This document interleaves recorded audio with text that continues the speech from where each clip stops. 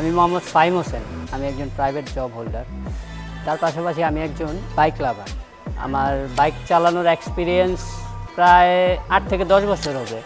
এই বাইকটা নেওয়ার কারণ হচ্ছে আমার powerful engine, higher CC plus braking system, আর মোস্টলি যে ব্যাপারটা সেটা হচ্ছে বাইকের লুক।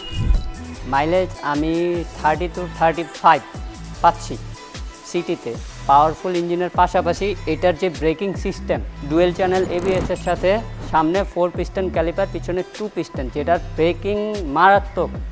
আপনার মানে ব্রেকিংয়ের প্রতি অন্য লেভেলের একটা কনফিডেন্স চলে আসবে, যেই কারণে আমার এই বাইকটা চুজ করা।